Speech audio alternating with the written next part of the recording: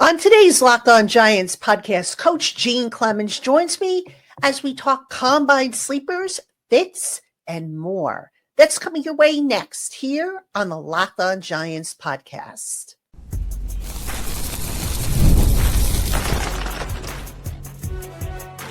You are Locked On Giants, your daily New York Giants podcast. Part of the Locked On Podcast Network, your team every day.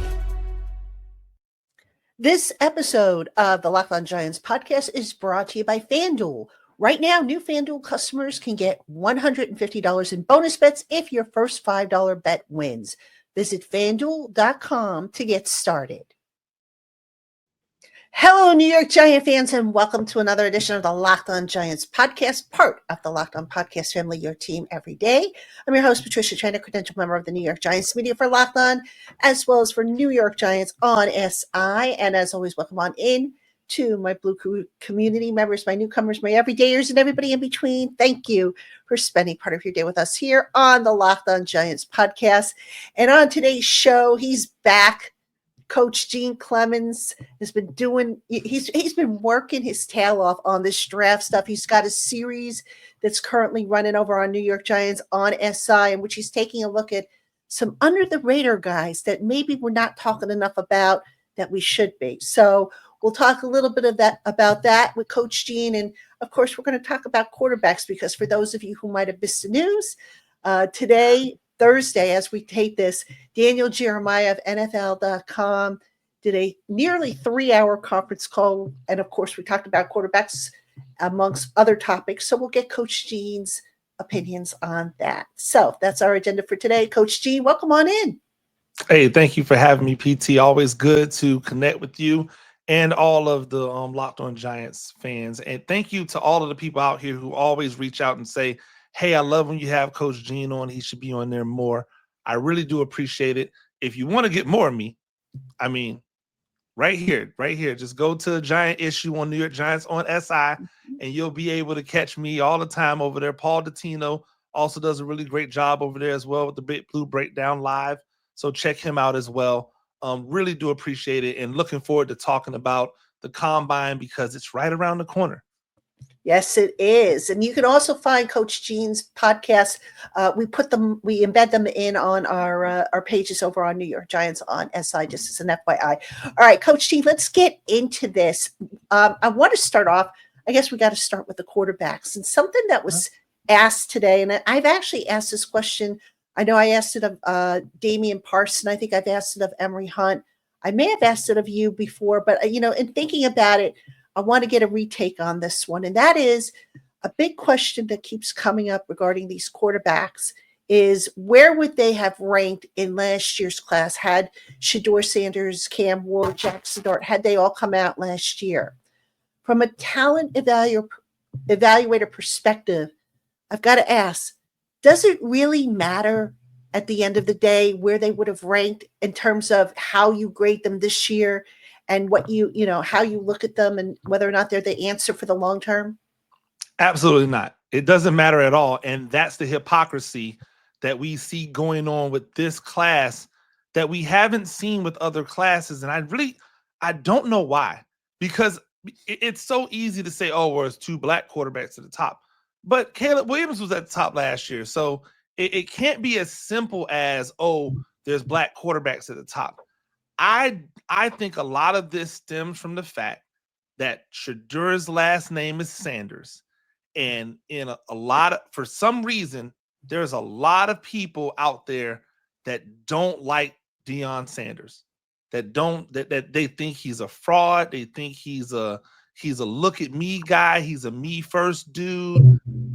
And that has affected the way that they look at his son, and by proxy, because Cam Ward is so tight and so close with the Sanders and what they're doing, it affects him as well. I think it's absolutely ridiculous.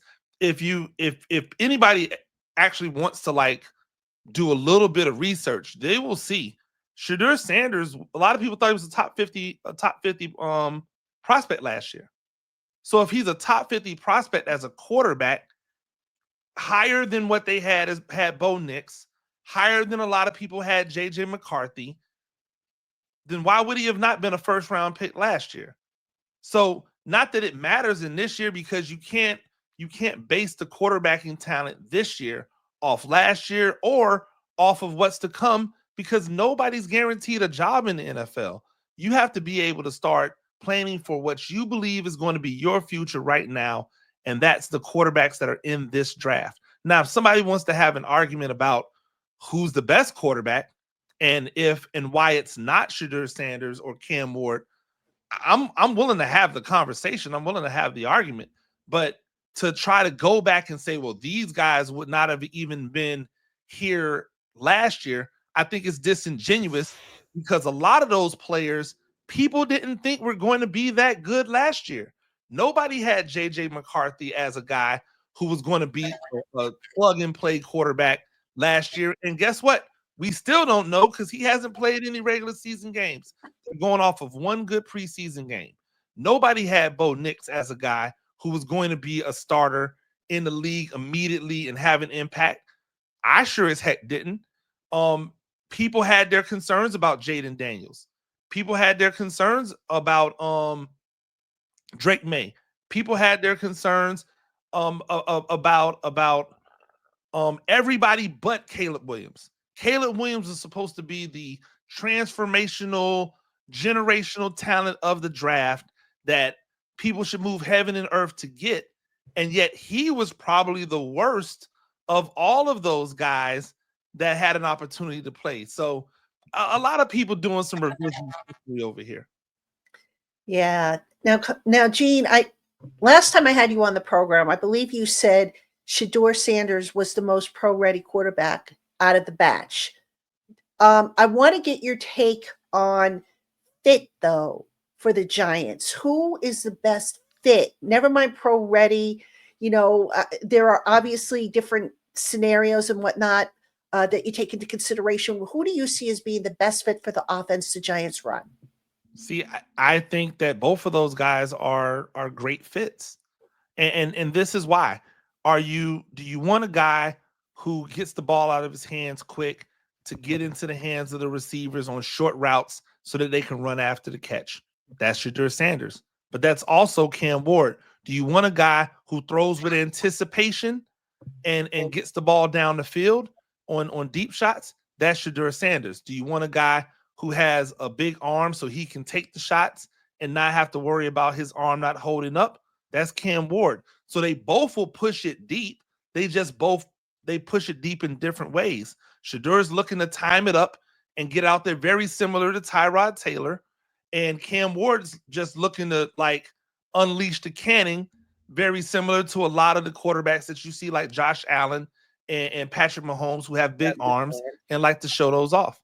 So I think you're talking about 6 in one hand, half dozen in the other, because both of them have operated in the short game really well, and both of them have executed deep shots on a regular basis over their time in college.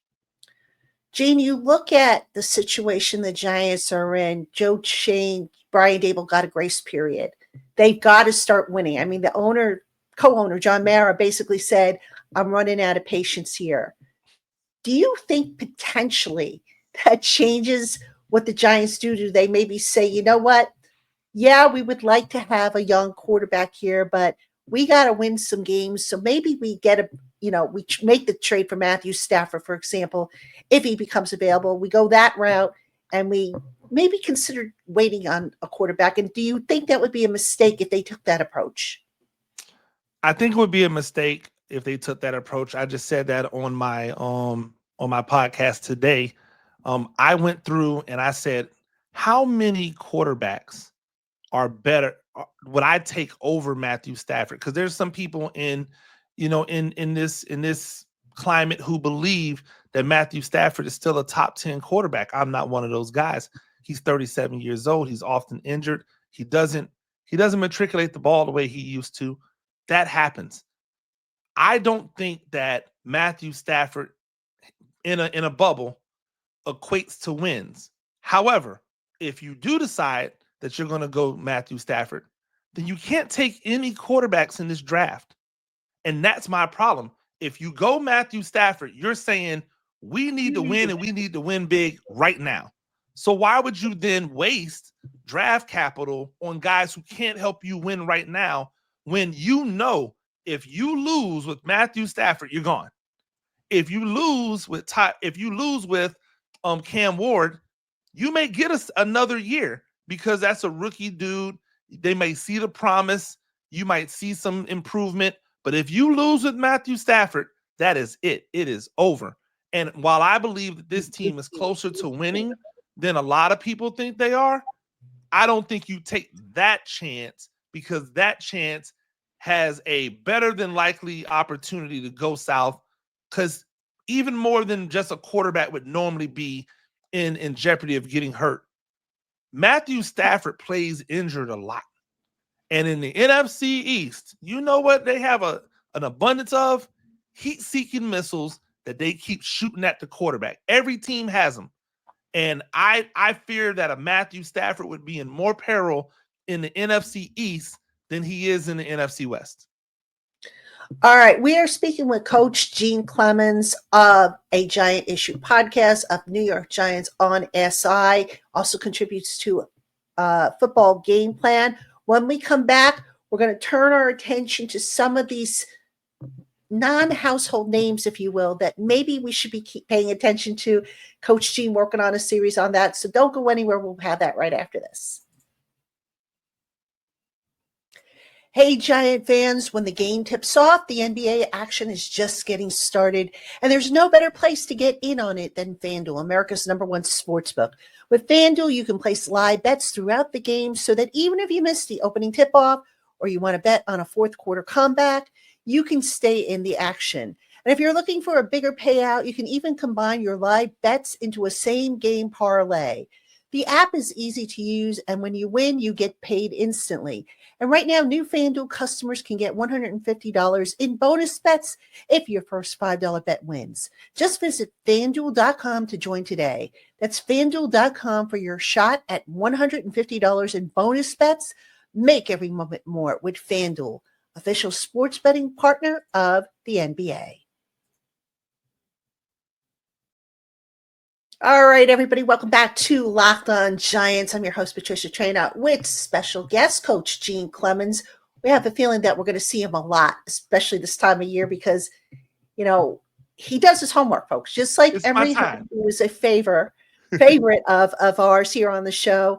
Coach Gene does his homework. You might not always agree with him, but he does his homework. So it's kind of hard to argue with somebody who does their homework. But anyway, Coach Gene, let's talk about some of the non-household names at this combine. And I know you're working on a series. I don't want you to get the whole series away because, you know, we just started running it over on New York Giants on SI. But who are some names? Give us maybe a couple names that you feel the Giants absolutely positively are most likely to have on their board, or should have on their board, I should say. And just tell us a little bit about what you have seen in your evaluation of these players.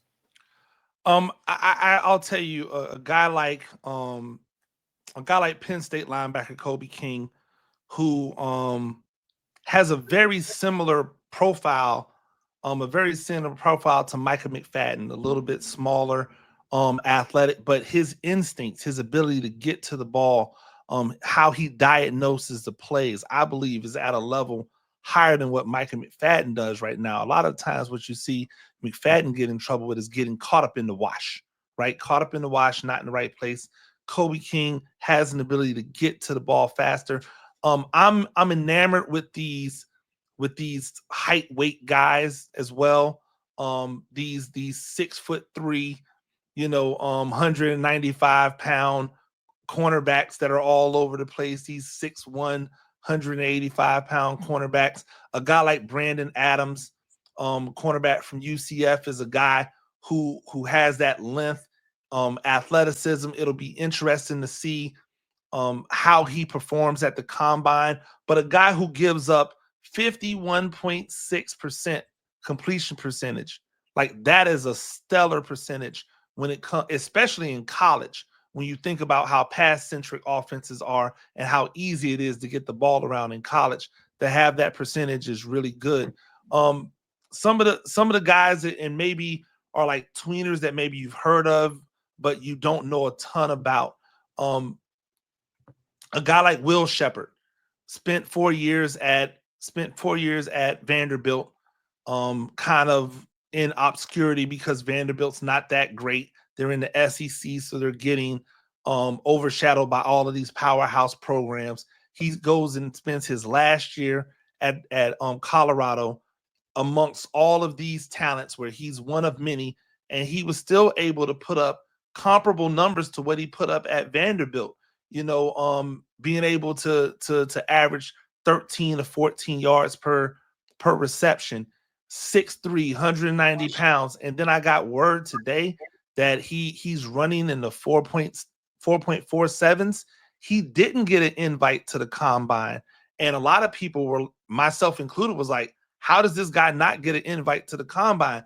But that tells you how much talent's out there that the Giants will be looking to mine. And trust me, the Giants have seen Will Shepherd because they've been looking at Shedeur Sanders.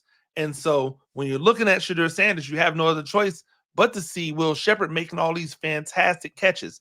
With his size, his speed, his ability, his hands are phenomenal. He'd probably walk in and have the best hands on the Giants. And it's no diss to Malik Neighbors. It's Will Shepherd has that good of hands. With a guy like that, putting him at X and then allowing Malik Neighbors to go to what is probably his more natural position, which is the Z, where he can be outside but off the line and then come inside into the slot. I think that opens up a lot of things for that offense. It could be a key, and a guy that might only cost you an early day 3, maybe a late day 2 pick. So these are the types of guys that Giants fans should be looking out for, because you only get one first round pick, and most likely you're only going to have one second round pick. And then the third round, you might be doing some willing and dealing. But that 4th and 5th and 6th and 7th round, that's really where you make your bones and where you find those jewels that are going to help you on a day in, day out basis. Gene, we're talking now about the NFL combine, but there's another combine going on this week. I'm sure you've done, some work on those guys as well. It's the HBCU combine, Absolutely. Which is not getting as much, airplay, if you will, but probably should, I think. Are there some guys in there that you feel, again, the Giants should be paying attention to, maybe guys that got slighted, in the evaluations of others? Absolutely. Not only is the combine going on, but the HBCU Legacy Bowl. So Giants fans should definitely tune into that. A couple names that I'll give you: Miles Crawley, the quarterback from Grambling.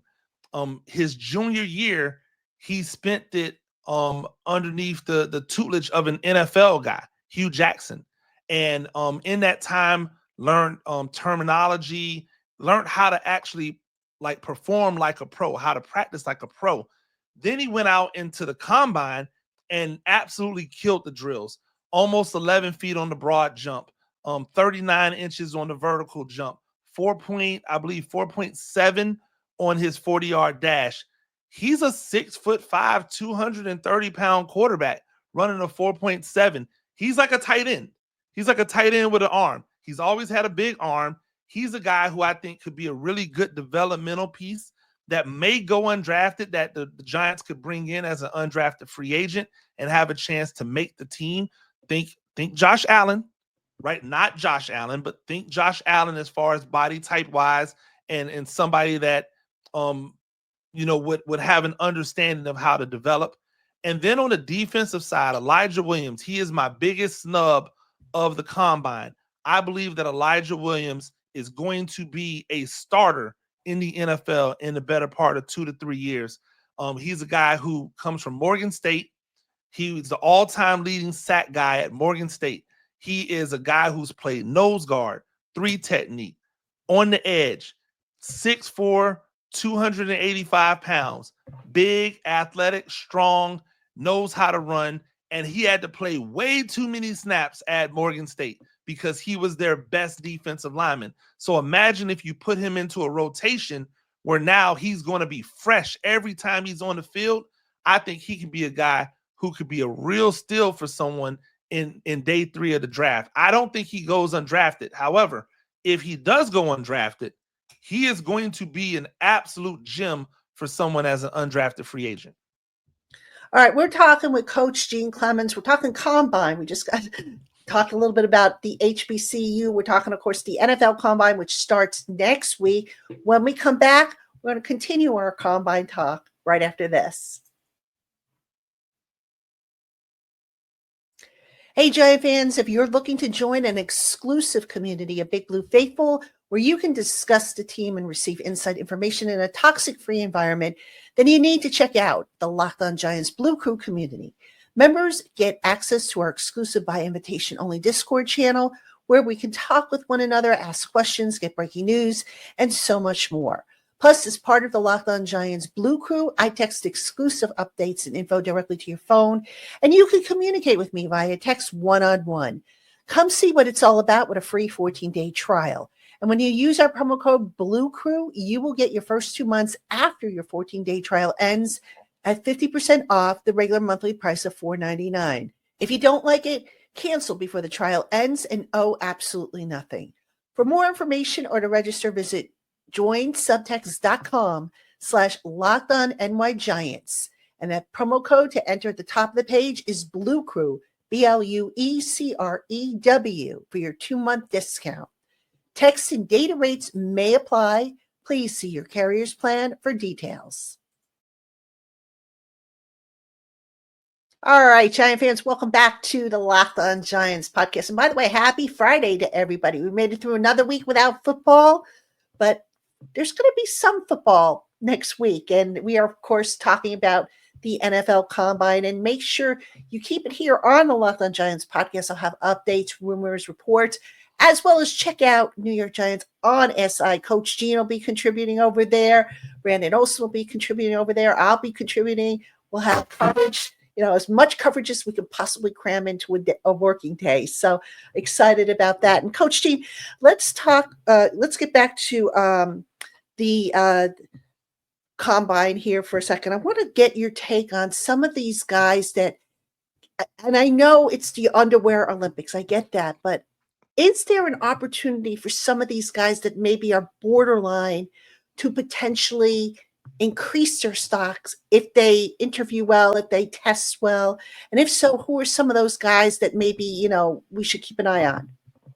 Yeah, I mean, everyone has an opportunity to improve. It's not, I guarantee you, it's not going to be in the interviews. That's just the cute thing people say when they were like, oh, well, he killed the interviews. If he kills the interviews and then he goes out and he runs a 5-1, nobody's going to care about that interview, right? The bottom line is they want to see athletes. I want to see how athletic you are when you knew it was coming, you had an opportunity to prepare for it, and now you're in front of everyone performing. You have to think about the combine like it's its own event. Like, don't even think about it like football. Think about it like you are preparing for the combine. You're not preparing for the football. And so everything that you do getting prepared for the combine, you almost have to strip away the moment the combine is over with, because you're just trying to show your performance. A couple things to look out for. Obviously, 40 time it's the glamour thing, right? But the real thing that people look at and evaluators look at is explosiveness. So broad jump and vertical jump become really important, especially for defensive linemen and skill guys like receivers and DBs. How explosive are you? How fast do you get off the ball? How well do you launch, right? A couple names to think about, because I know that the Giants will most likely be looking at some running backs to probably help in that room, because you're just always looking for that talent. But a guy that I would definitely keep an eye on is Bashul Tutin. He is the running back from Virginia Tech. He actually started at North Carolina A&T, balled out at North Carolina A&T, broke all kinds of records in his sophomore year, transferred to Virginia Tech his junior and senior year, and absolutely killed it. He's a guy 5'11", around 200 pounds. He's a guy who's going to like vault up the rankings if he goes out and runs as fast as he looks on film. On film, he looks like a 4.2, 4.3, 40 guy. If he goes out and he runs a 4.3, 4.2, 40, he is going to launch himself into the better part of day two. Maybe even a mid-second round pick. You're going to see a lot of running backs go off the board this year in the draft, more than we've probably seen in a long time, because it's a stacked group. But Tootin is a guy that I believe has an opportunity to shoot up, because I do believe he has elite level, I'm gone type of speed. Has an opportunity to do really well. If you go over to your offensive line, North Dakota State always seems to find a way to produce NFL caliber offensive linemen. The Giants should know they have one on their team right now. Another guy who I believe has an opportunity to be a really good depth piece, because he's played all across the offensive line and he's even started doing a little bit of center, is Gray Zabel. He played guard, he played tackle. He's been on the left side, he's been on the right side. He's a guy who could come in day one and be kind of like a super sub all over the place. It's going to matter how well he tests. It's going to matter like what he looks like running around in shorts and a t-shirt.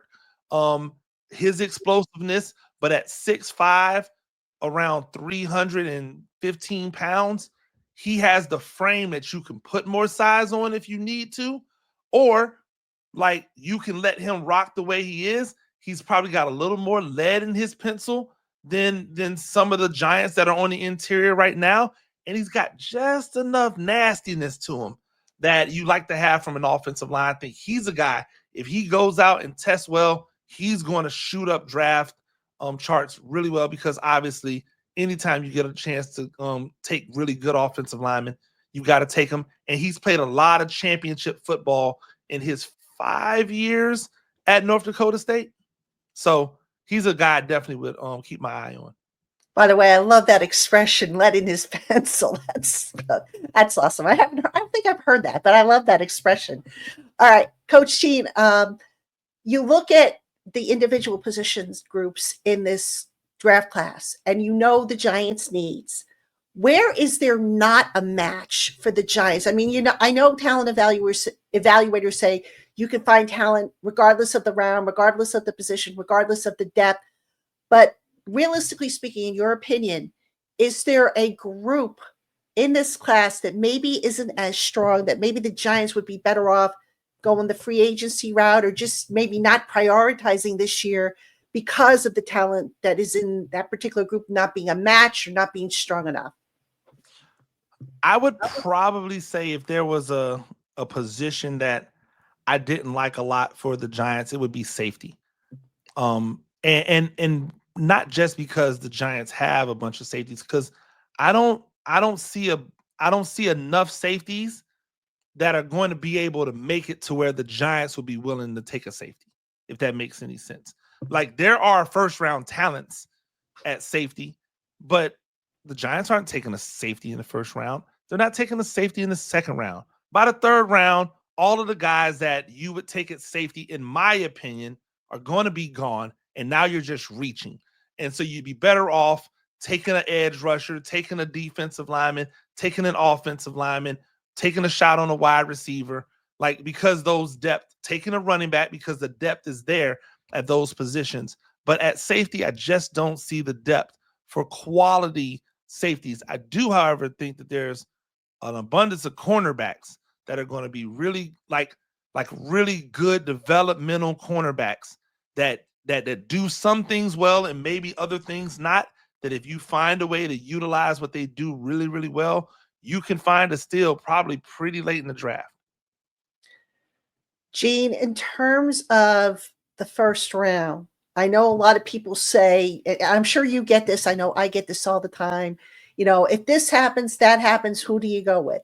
So I'm going to put this to you because I think this is an interesting scenario. The Giants go on the clock. they have one of Sanders or Ward available at 3. They have, for some lucky reason, they have Abdul Carter and Travis Hunter. And I know the possibility of that happening is slim, but let's say it does. Do you maybe go away from the quarterback and take a Carter or a Hunter, or do you just say nope, got to do the quarterback? How would you let that play out? Okay, so if the teams in front of the Giants take 2 defensive linemen first, because that's really the only way it's happening, right? If Right. 2 defensive linemen go 1-2, which is, And it's not going to happen, but let's just play with in it. a world like it's a important position. It's going to get drafted high. Let's say it happens, and Okay. now the Giants have a chance at one of 4 guys. They better trade the pick. Ooh. They better trade the pick. If How far you down? get down, like, because if you have 4 guys that are the guys that you would have taken at number 1, right? And now you've opened up a bunch of other guys who are available because the draft played out where 2 defensive linemen went 1 and 2. That means that you probably have a 6 to 7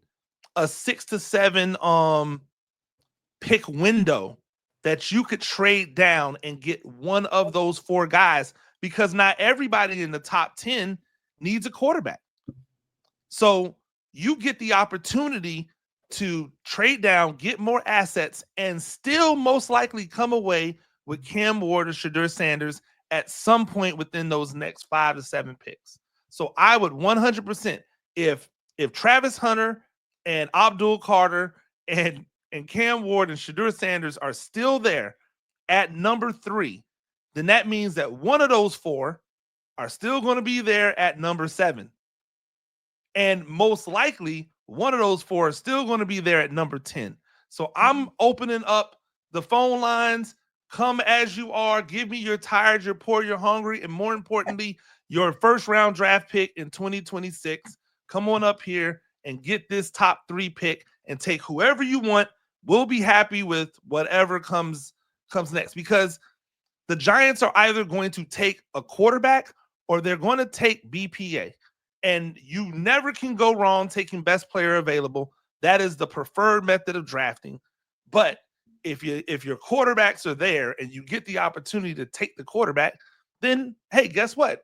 Take the quarterback. If they're gone, you take BPA, and then in round 2, you pick up maybe a quarterback, or you go out onto the free agent market and you get a quarterback that you believe can be a guy that wins you games this year and sets you up for next year to be like a mentor to whomever you bring in next year. All right, Coach Gene, final question for you.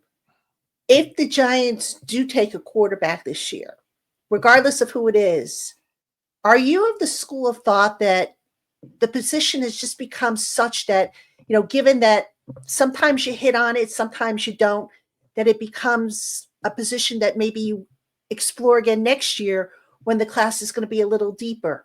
Or do you just say, no, that's it, we're going to develop this guy, not worry about next year? I'll say this.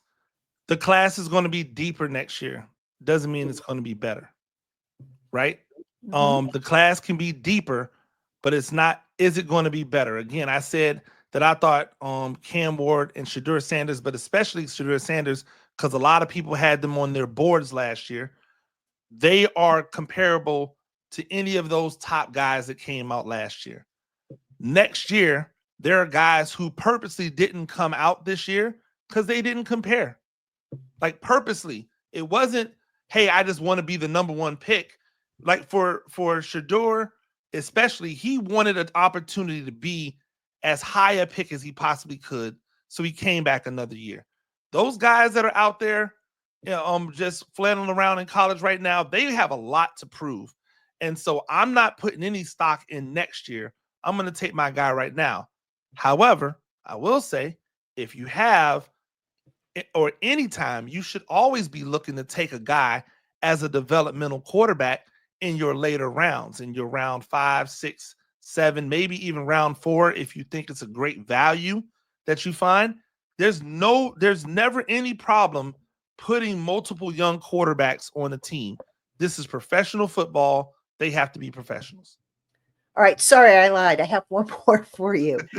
If they do take a young quarterback, they're obviously going to need a veteran, I would think, to mentor the young man. And no disrespect to Tommy DeVito, who was a veteran, but you probably want somebody who's been with a little bit more experience. Based on what we know of the free agency class for quarterbacks, who would you like to see the Giants bring in as a potential bridge guy, veteran mentorship? Who do you think would complement what they do on offense, plus help a young quarterback come along if they were to take one?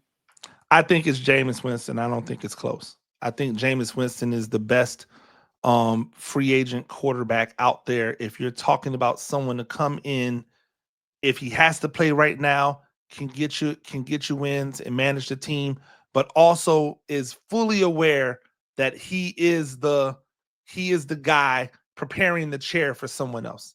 I believe he has adopted that role, and he understands that that's his role better than anybody has. If you bring in a Justin Fields wants to be a starting quarterback for a long term.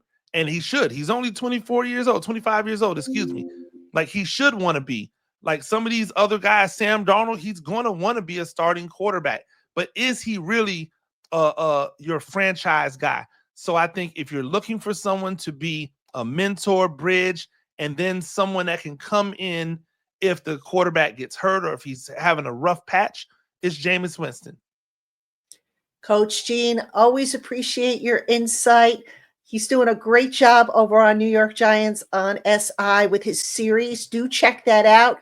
Also check out his podcast, A Giant Issue, which you can find on the New York Giants on SI YouTube channel, as well as wherever you get your podcasts.